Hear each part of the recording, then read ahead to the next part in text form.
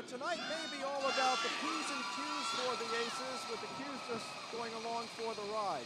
Puck possession and pressure. The Aces, of course, outshot Cincinnati by 14 shots in game 1, 13 in game number 2. Of course, Robador, the difference in that one. Momentum is concerned. Well, in a game like this where it certainly appears that goals are going to be hard to come by, in fact, good chances are going to be hard to come by, that first goal is going to mean a lot. It's going to set the tone and force the other side to pinch and perhaps gamble a little earlier than they would want to. We go downstairs now to Dave Goldman. Dave?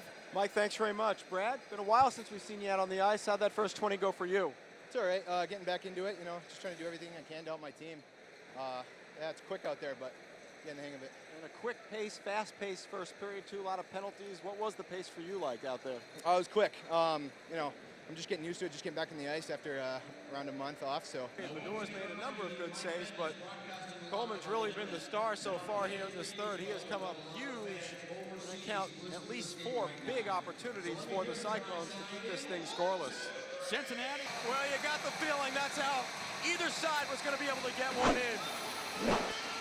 That's the only way tonight. They've both been spectacular. 1 shot, 2 shots, and finally, that's the greasy goal that you've been looking for. And now they got 4:08 to hang on to go to Ohio with a 2-1 lead. One of those games, a classic now. They're sending 3 stars out onto the ice. Something tells me they're all going to have Glacier Blue on as we get set to go to Ohio. The Aces up 2-1 in the series. Certainly a classic.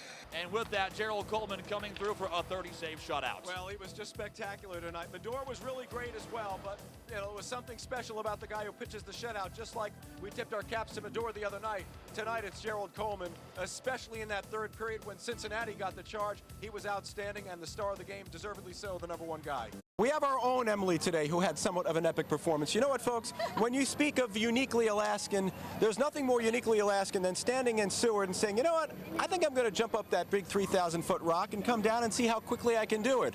Our Emily Carlson of KTVA, if you've been watching us, trained hard for this thing, and she made it. A brilliant performance today, and she did it in 90 minutes. Congratulations. So specialized, and knowing the hill the way you guys do, the way these runners do, you almost know when do you have to expend the energy, when can you, if you call it, take a break. You certainly don't want to have to lose any of it right here on the pavement. No, right now. Should be noted, too, that Ricky and Killian are good friends. They work are on that Salomon team, and it was Ricky who suggested and convinced Killian to come do this race. He did. Both Ricky and Brent Knight are on this. Just took some water, which is a bit unusual, you said, because guys at this level don't normally drink. Let's have a listen.